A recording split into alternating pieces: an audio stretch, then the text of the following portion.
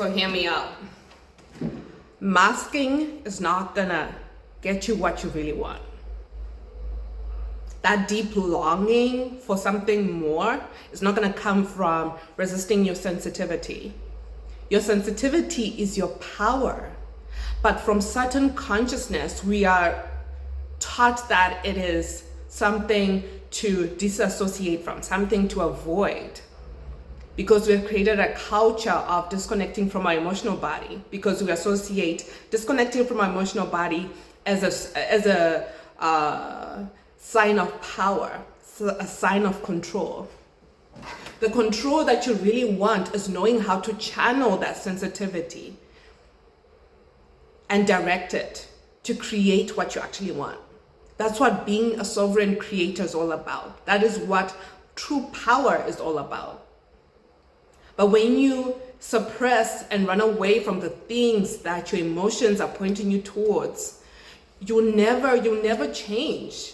You're gonna keep that cycle going over and over and over and over again. And I know you find my channel because you've done the work, you've been doing, you're very proactive in what you're doing, but the work hasn't been working because it's all about how you receive your emotions, how you receive your thoughts, and what you do with them.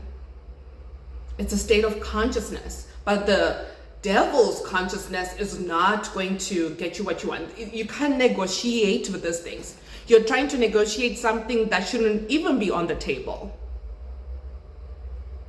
This is why you find yourself overgiving with caregiving, taking care of other people before you take care of yourself. Or maybe you might find yourself attaching to people because you find your sense of self from them. You find your sense of self in certain circles when it should actually be internally sourced. The people around you that are gravitating towards you, how close they get to you determines whether they are pouring into you or not. And of course, this is not about being super me. It's give and take. But are they aligned with your values? Are they aligned with the life that you want to wake up to every single day? It's not about taking advantage of other people. It's about co-creating heaven on earth.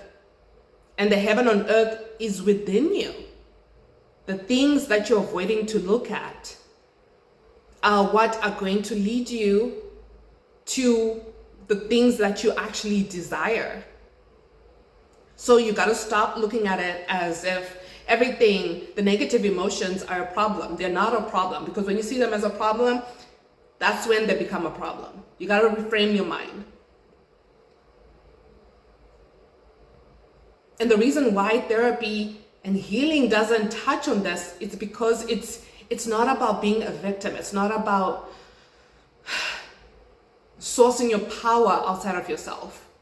It's about being the power. It's about being the shift.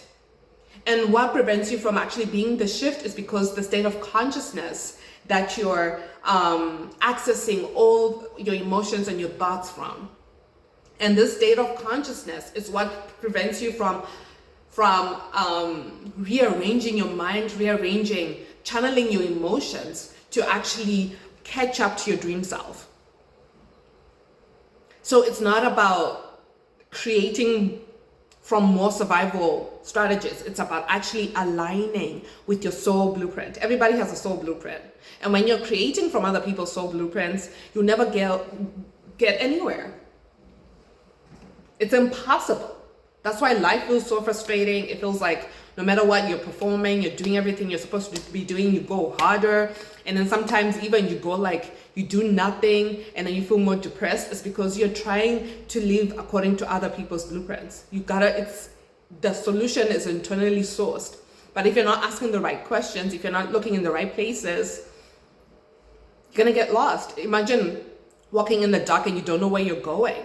You don't know the location, you don't know the GPS, you don't have the GPS. You gotta help yourself by sitting with yourself, coming into stillness within yourself. It doesn't happen when you're like scrolling and consuming information. Consuming information is just going to make you more top heavy. You don't want top heaviness. You want transformation. You want to see yourself differently. And how do you do that? You got to stop identifying with self-protecting patterns. And what are self-protecting patterns?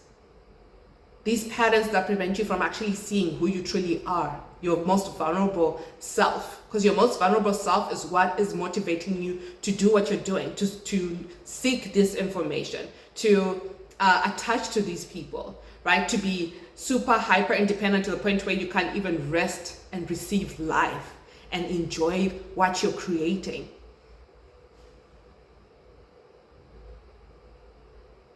And especially when you desire to feel energy flow through you, but it's actually draining you, it's because your environment is not supporting that. Environment being what you wake up into in your thoughts, right? The emotions that you keep feeding into by the content you consume, the people you hang around, the people you keep in your mind, the stories you keep looping and playing and investing over and over and over and over again. That's your environment.